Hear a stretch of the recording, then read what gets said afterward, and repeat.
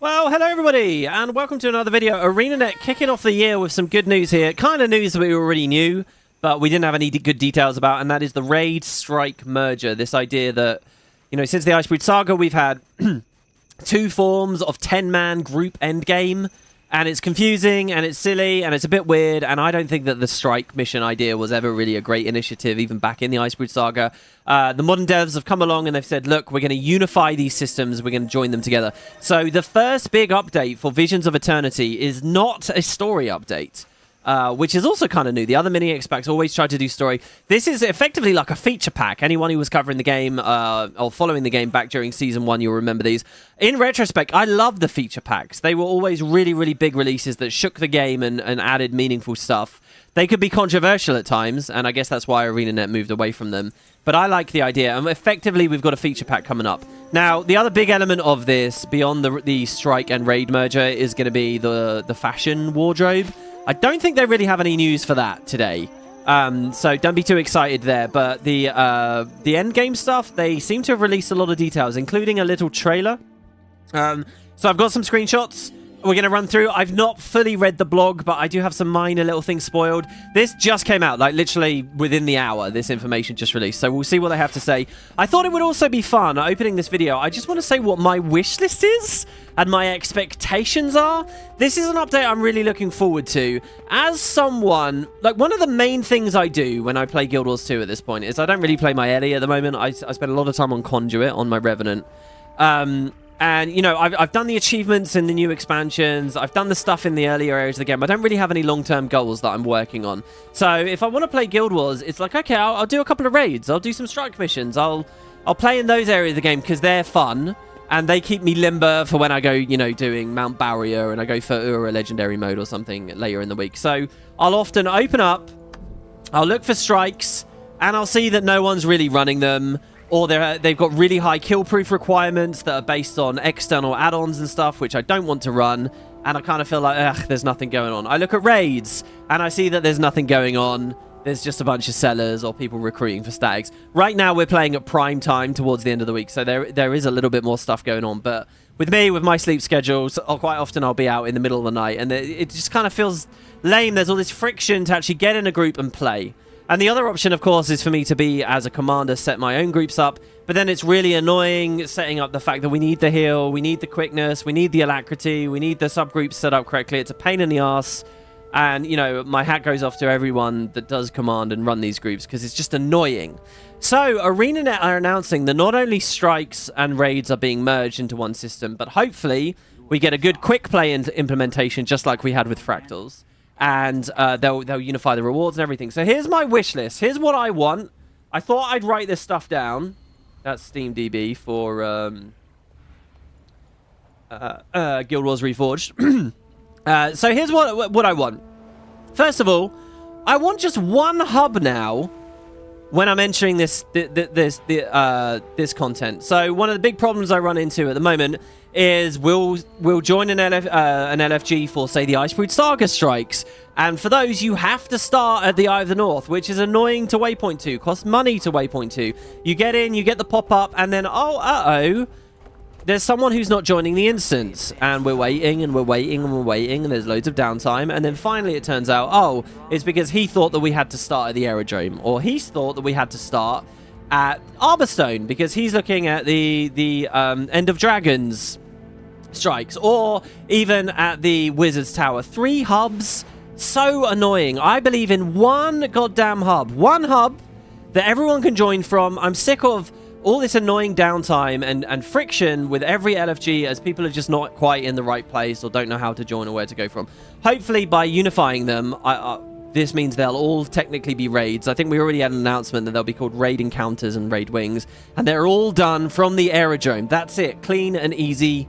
That's one thing I want to see. Second, LFG as well. Like, I don't really think it's a benefit and a value for the game to have the strike section and the raid section. There's a lot we could talk about LFG, and in fact, this time last year, I did a big overall what I want to see from Guild Wars kind of video, where I talked more broadly about this. But yeah, getting rid of the whole strike mission category at least, and just having a raid section. Maybe experienced training and, you know, very experienced. I mean, the training thing people don't tend to use. I mean, we could go really far with things, you know, actual in-game KP tracking, so we don't have to use the add-ons and stuff. I'm a believer in, because, again, there's more friction asking people to plug their API keys into these external websites and stuff. You know, there's terminology and things all these new players need to learn, like what is KP.me and all that kind of stuff. None of that should be there. It should all be hosted and facilitated by the game. I don't know whether this patch will have that stuff, though. That seems like it's a bit out of the wheelhouse. So, yeah, but at least a little bit of a look at LFG. And I have some things there. Unified, simplified rewards as well. Now, I'm really excited to see what they talk about in the blog post with this. Right now, we have, you know, we have blue shards for strike missions for old strikes, and green shards for new strikes, right? But there isn't technically a new strike for this expansion, because they did Mount Burial, which was a raid, and this new one, actually, I think there's a new encounter coming out too. I guess there's a raid as well. So you got blue and green, and then there's the crystals left over from Icebrood Saga, and that ridiculous, overly complicated chest at the Eye of the North. Let's get rid of all of this. I want to see these convert into magnetite. I want to see the things that we can buy be spent with magnetite. I just want to see Li and magnetite, really. And then the newest wing, whatever it is, can be gating crystals and some kind of unification there, which will be nice, I guess, for like the new player experience, which is what's always on my mind. This is a scene that wants more players, and I think getting new players in, unless they're scared because they got so much stuff to learn, is the first thing to do. But just selfishly, I'm kind of excited about this, because when they convert everything, I wonder if that means certain rewards will be more accessible to me. Like, there's a bunch of strike mission unlocks that I don't have, because there's so many, like infinite combat tonics that are so expensive, and, you know, infusions and weapons from, say, like Old Lion's Court and whatever. So we'll see what we do there, what they do there. Okay, I've got written "go next" in air quotes now. So here's another thing that that's very much on my mind. Not so much when you do raid wings, because you get multiple encounters in a row when you're in a wing, but if you join an LFG for strikes, not only do you have this annoying, tedious stuff about the hubs, dipping, you know, going to different hubs, you're just constantly dipping in and out of instances, right? So, like, if you're doing the Icebrood Saga 5, which are incredibly easy and incredibly quick, you, like, join a strike, a couple of seconds later, you leave the strike to join another one to leave, to join another one to leave, to join another one, which is all annoying aggro for the commander and the players to sub. But also, these pop-ups are annoying. Sometimes when you come back, there'll be a bug where the pop-up doesn't appear. So now you need to know to go to another map and return to get it to pick up. But you might not notice that you've been the victim of that bug too quickly. You might not know how to resolve that bug because you're kind of new to the game. These all slow down the squads and how quickly we can get in and just play.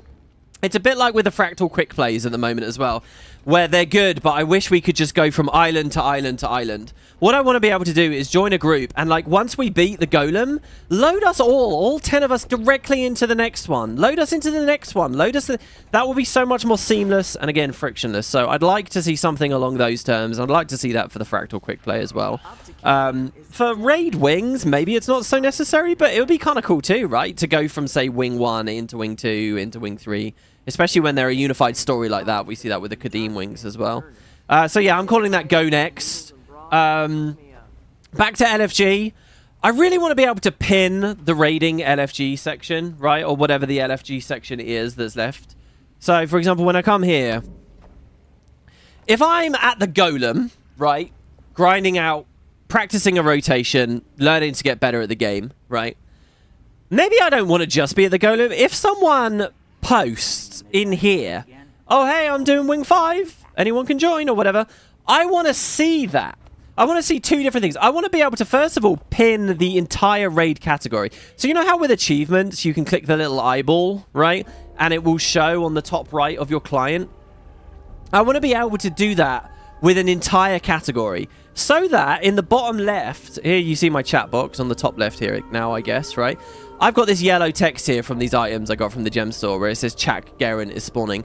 It should post here. It should say, you know, it should just give me a line of text, whatever that LFG says, so that I can see, so that when I'm doing world bosses or when I'm, you know, doing anything in the open world, while I'm playing story, whatever, if what I really want to do is join some of this end game content, I can just flick my eye to the bottom left and I can see, oh shit, there's a post. And I can click it and it will pop this and I'll join it. pinnable full category.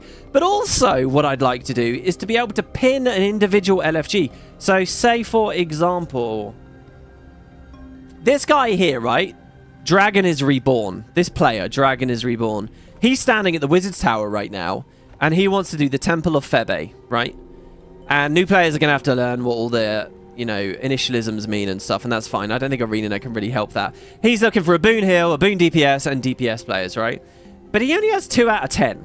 That's slowly filling in. What I'd like to be able to do is click an eyeball on that, and it should pin it to the top right so I can see he's got 3 out of 10, 4 out of 10, 5 out of 10, 6 out of 10. And then when it's maybe around 8 or 9, I could be like, all right, okay, I'm going to stop with the Golem now. All right, I'm going to finish killing Tyder. I'm done with Tyder Covington.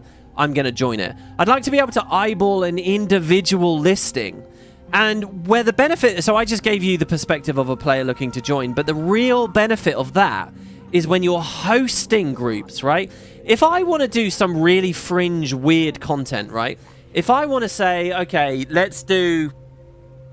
You know, and we don't need... This doesn't even have to be a raiding strike thing, by the way. This could be anything. If I want to do the Battle for Lion's Arch or whatever, right? And I know I need to get 50 goddamn fit people. 50 people! Or we're setting up for some Convergent CMs. That's new, right? Convergent CMs. If I want to do that, I have so much more confidence knowing people will join over time because they can just pin it and keep their eye on it, right? You don't have to leave your World versus World squad yet. You don't have to leave your Wing 1 yet. You can just keep your eye on it. And once it gets up to 30, 40, you know, high 40s players, now people can swap. So again, I just think that would be really, really, really handy and would help these scenes grow. One thing that you guys will remember, hopefully, is that as soon as they did the Fractals Quickplay, LFG blew up. LFG was huge. So I think more updates, like if we're going to get a system update like this, LFG updates would be really big for me. Okay, next I've got a tuning pass, especially for junk strikes, okay? Oh god, I hope this happens. Please, Arenanet. Alright, Gorseval to me is the poster child. I'm talking about power creep. I'm talking about balance. Gorseval is a beautiful fight, isn't it? You know, it's got this mechanic where you break the ghost walls, and you got to be able to split your damage between the main boss and the walls, and you got to be able to do that quickly. You got to have the mobility to get over to the walls to DPS them. Then you have to have the dexterity to fly out and hit the updraft to avoid his massive attack. You got to get back in. You got to have the damage and assign the players to stop the 4 spirits meeting him in the transition phases. You've got to avoid the egg prisms. Oh my god, so many mechanics. He's got those giant rings of death. So cool, except wait, none of it matters. Not a single mechanic matters for Gorseval now, except stability for his knockbacks. Nothing matters. The fight effectively doesn't exist anymore. It superficially exists because there's some art for it. You can still experience the arena and stuff. But Gorseval basically doesn't exist as a raid fight anymore because power creep has invalidated it. Power creep has basically made... Now, I don't know how closely you guys are following the game at this point, but I'm here to tell you, I joined a lot of pugs, right? Junk, fun, casual pugs. They are not optimized. They are not hardcore... You know, sweaty, try-hard players. I don't tend to thrive in those environments. I don't look forward to that kind of stuff. Just having fun, relaxed fun with the game. Just joining with very, very low-quality groups, right? Even in those groups, there is so much power creep in the game that, like, 80% of the content functionally doesn't exist anymore. It really doesn't. Like, huge swathes of it, and especially with strike missions. Like, the first strike mission is the Ice Golem, and it's nothing. All of the Icebrood Saga strike missions, frankly, all of them, even the harder one, like the Bone Skinner, basically, they have mechanics, but none of them matter. Nothing matters because of power creep. Now, I really believe in Arenanet fixing that up by at least making the bosses tanky enough that you can't just grind through anything because it doesn't matter, right? So I'd really like to see that. If they're unifying strikes and raids, right, I do not see how they can put a raid wing like Mount Baurior, right, which is meaningful content and does have tanky enough bosses, and the mechanics do matter. I don't, even in normal mode, right, I'm not talking about CMs or legendary modes or anything, I don't see how Mount Baurior can be put alongside the Icebrood Saga strikes and called the same thing. They're not remotely the same thing. The Icebrute Saga strikes are easier than and quicker than most world bosses. I think that this is a brilliant opportunity for Arenanet to create some kind of commonality. Bump up some of these old systems. This is a video game that famously does not have a gear treadmill and does not let you go past level 80. These are staple, dopamine hits that you get in RPGs. Arenanet turned their backs on those staples of this genre, and they've been punished for that. They've lost user base over the years for that. They've turned their back on it in the name of not invalidating old content. That is the whole reason that they kept it at level 80. They said, we don't want to invalidate any old content. Well, Arenanet, you have invalidated it all. You've invalidated it through the back door with power creep, and you've cowardly not reined that in because you're scared of a little bit of negativity on Reddit around when the patch would happen. The reality is the game would be more fun and better off for it. And you can say, oh, but then I won't raid. That's fine. Raiding is just one small part of the game. This is a huge MMO with a plethora of content. Not every door has to be open. Not every feature has to be open for every player. And I think it's fine.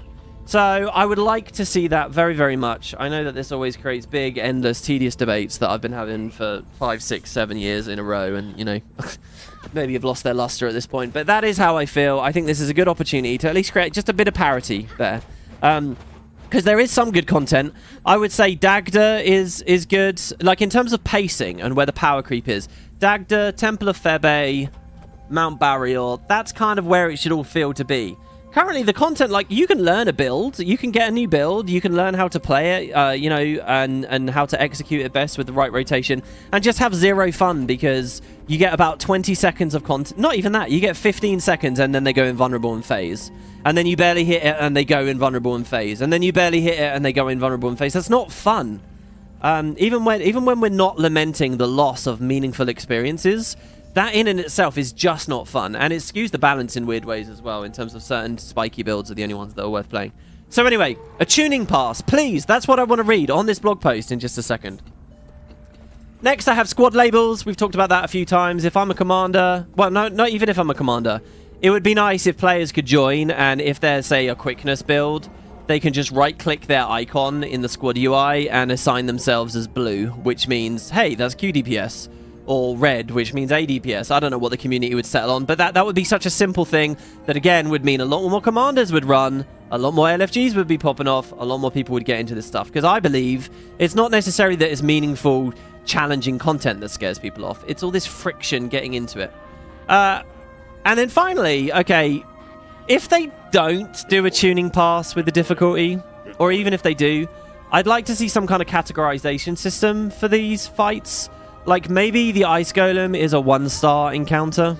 If Arenanet really think that's acceptable, if they really think that's actually worthwhile experience in the game, then let's call those 1-star fights, right?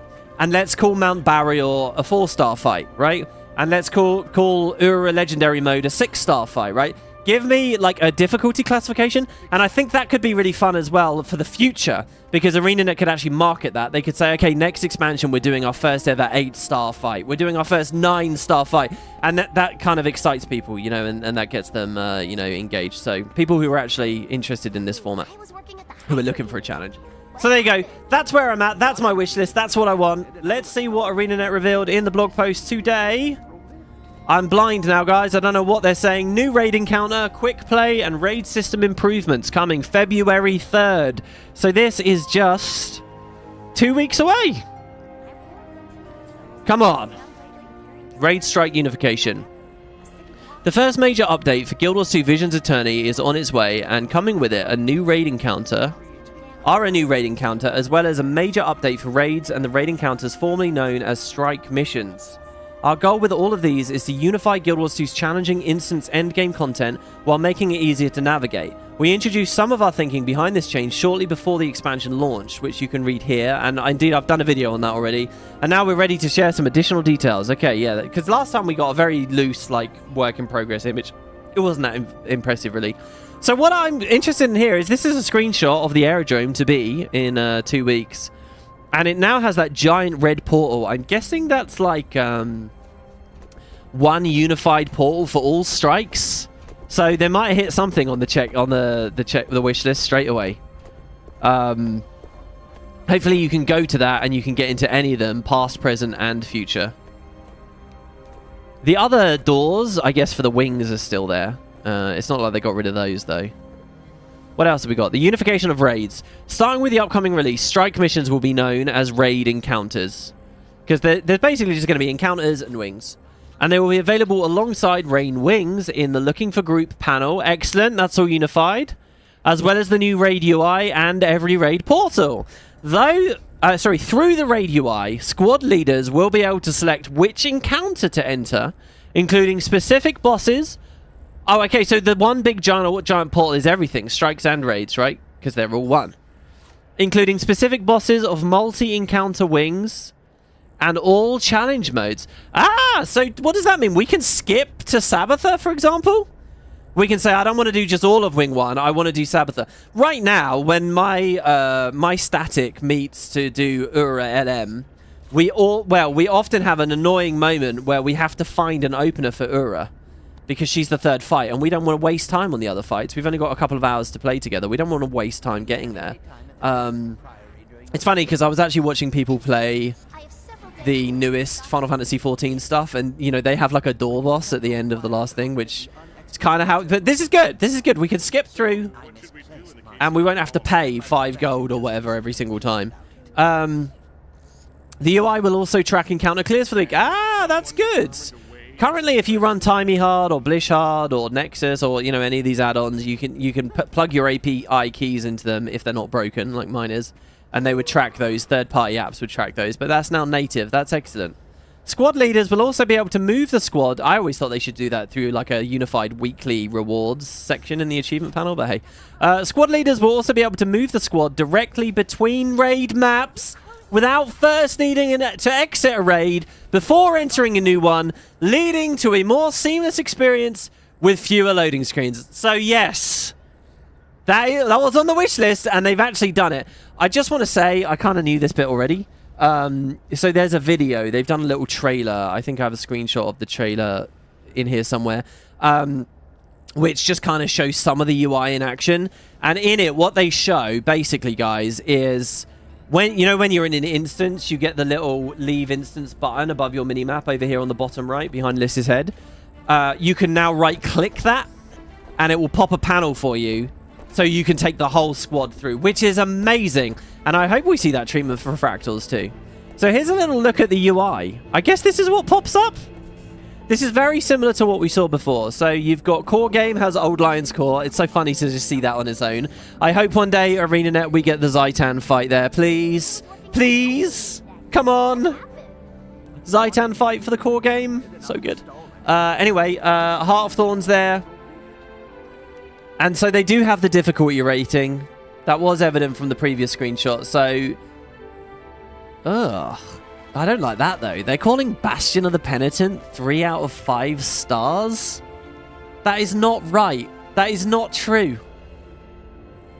Bastion is like 2-star. I don't know. Well, is it 3? The main issue... Bastion is 2-star right up until... with the exception of one mechanic, and that's blacks. The black mechanic at Deimos is the one mechanic that people struggle with, and they genuinely do. Like, it does stall a lot of groups. Does it deserve 3 stars because of a single spell a single boss casts at the very end of the wing? That's interesting they gave a rating for the entire wing, actually. Wouldn't you give a rating per encounter? Like, you cannot call the Massar Overseer anything but 1 star, right? And hell, even the first encounter in Bastion nowadays, if you're playing it normal mode, people just put a bit of stab up and you just stand there and he just dies. I don't know. Again, it comes down to the power creep. And that's another issue. If they don't take this moment to address the power creep, which I just ranted about, right? If they don't take this moment to address the power creep, then their base difficulties are going to end up all over the place. Let's imagine a world where they fix the power creep. Maybe Bastion of the Penitent deserves 3 stars there as well then. Also, I don't like how they've set the UI up, because that doesn't allow it to be expandable in the future.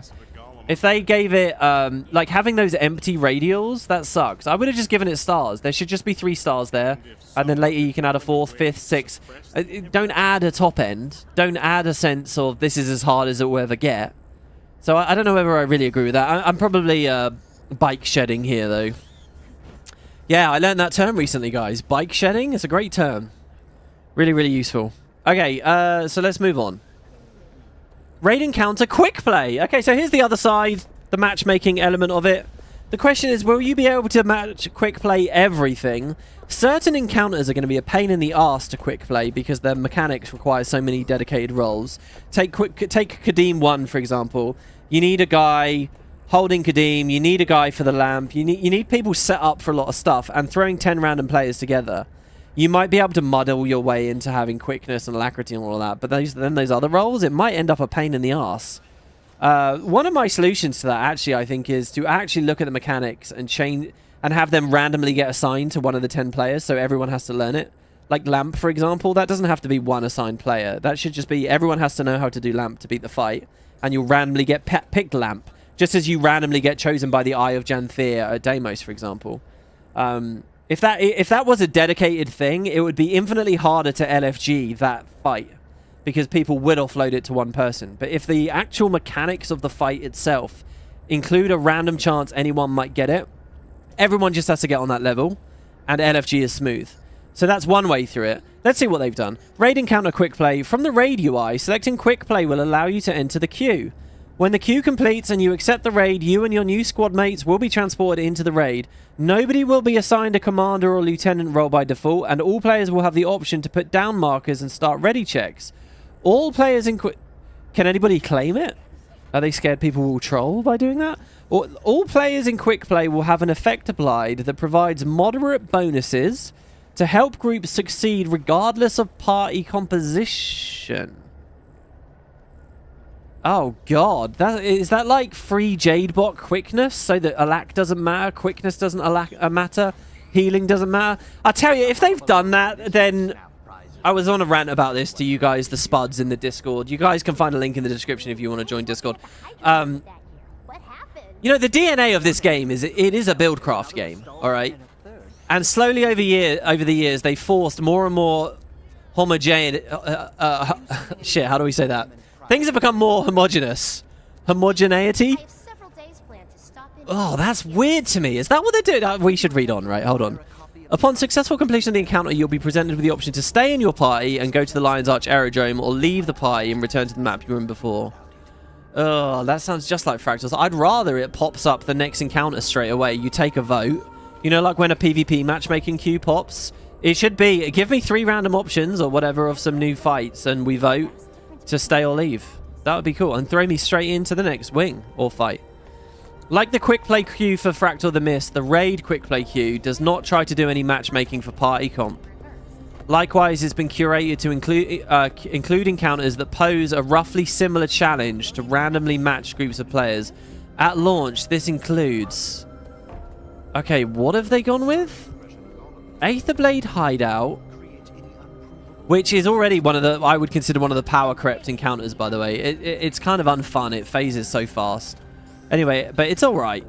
Aetherblade Hideout, Whisper of Jormag, Bone Skinner, Cosmic Observatory, Temple of Febe, Jinlai Jade Junkyard, Old Lion's Court, Kaineng, Overlook. They're not similar difficulty. Those last two are way harder. Okay, I agree with all of those. Okay, that's not the easiest fights. That's like 2-star fights to me. They're all like 2-star fights, except OLC and Kaineng Overlook. I would say they're 3-star, and people might get annoyed to get those, especially Kaineng Overlook, especially that one. They might have added Kaineng Overlook in, though, because that's a part of getting the turtle. And they might be upset about, you know, some people are stuck feeling like they can't get the turtle. Okay, so what does this say to me? This says to me that Arenanet are happy to have a massive disparity in difficulty. And I'm alright with this. I was scared for a second there as we were reading this. I was very concerned that they were just going to have the easiest stuff. I was scared that we were going to be able to quick play for the Ice Golem, and we were going to be able to quick play for the Freynir, and we were going to be able to quick play for Mersar Overseer or something. But no, it's not that. They've and largely it's just strike missions, right? There's no raids in there. Classic raids. What are your plans for the future, though, Arenanet? What are your plans? Because of its newness, the new raid encounter will not be a part of the quick play pool. And there is no bonus event planned for the raid quick play at its launch. Yeah, that's fine. I think Perfect World, guys, the newest content is not in quick play, but old stuff is. I mean, if we can eventually get there, that would be cool. Do you know what? I just want to say, things might not be perfect, but I'm so happy Guild Wars is actually doing stuff like this. I'm so happy they're putting real systems, real engineering work, real talent behind this, and actually doing this stuff. I would genuinely say for about a 7-year period, I never would have dreamed we'd ever get to this. So this is, like, just in terms of as an initiative, you might say I'm a boiled frog and my bar is too low or whatever, but I'm so happy that we're even in this conversation right now. How does this work if you don't have the X-Packs is a really good question as well. Maybe you just get locked out and it won't give you, it can't roll. I don't know, but then we're splitting the quick play. So here's that screenshot. So we have Whisper of Jormag there. Choose starting boss event. We can click through there. That's more relevant for the wings, right? Cold water. Look, that's interesting too. Look at that. They have forging steel on there. So we'll be able to use this to get into that, and that's fair.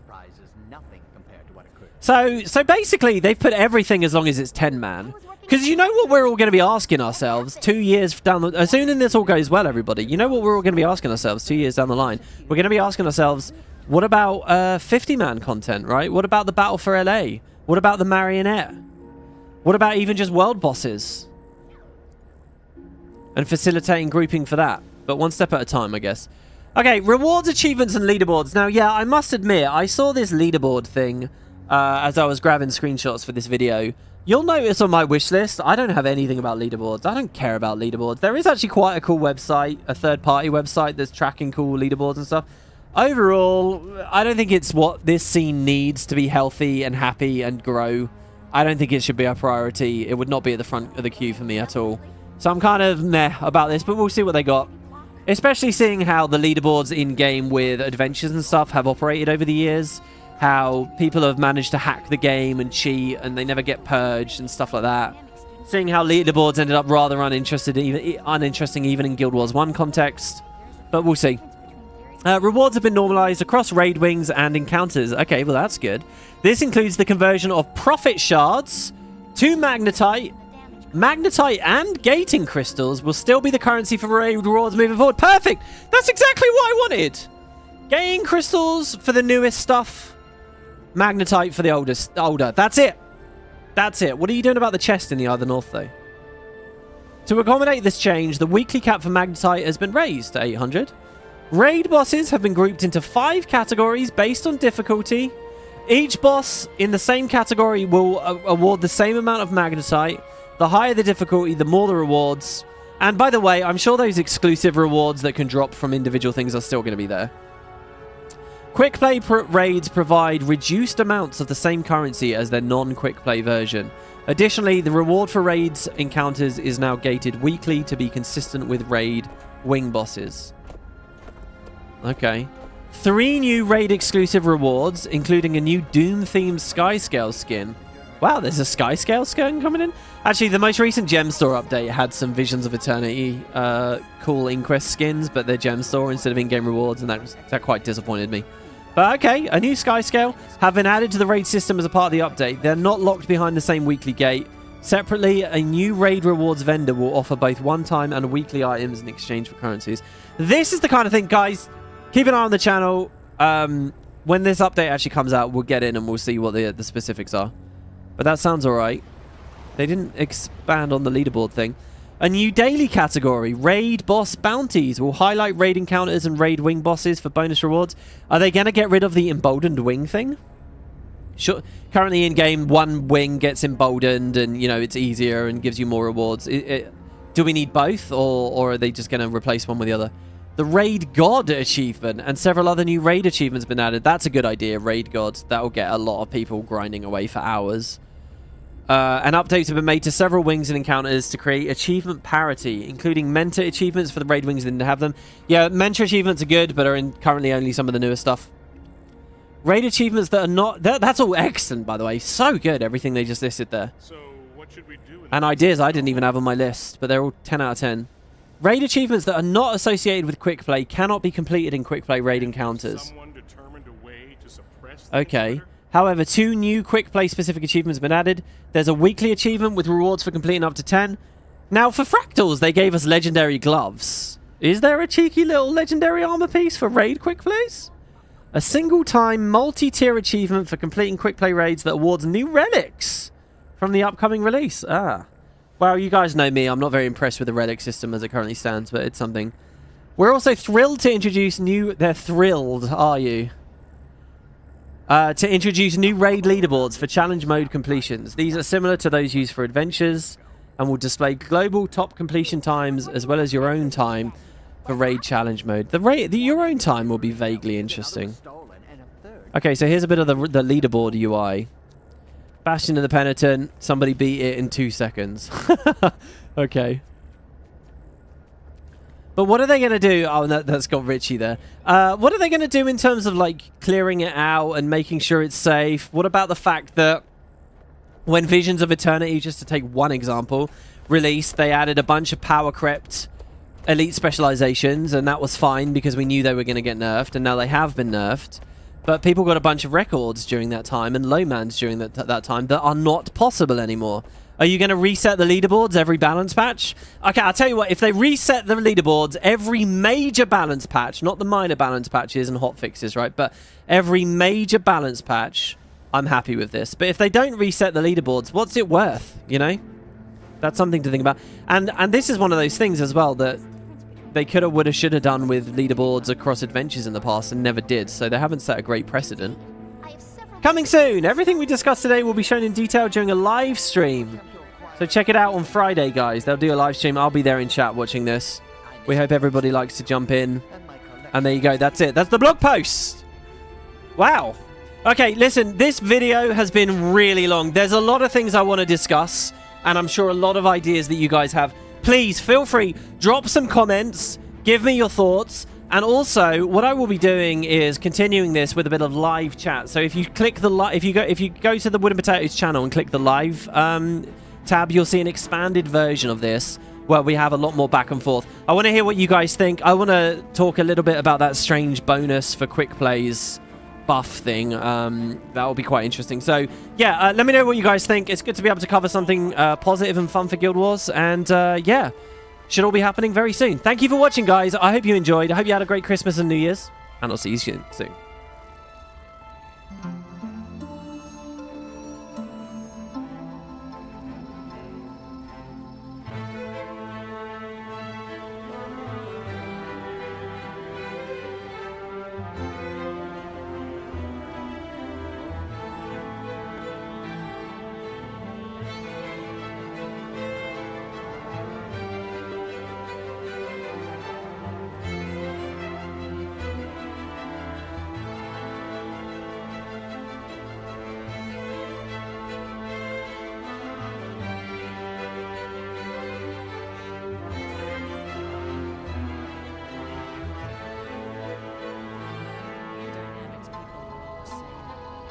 Attach it to a golem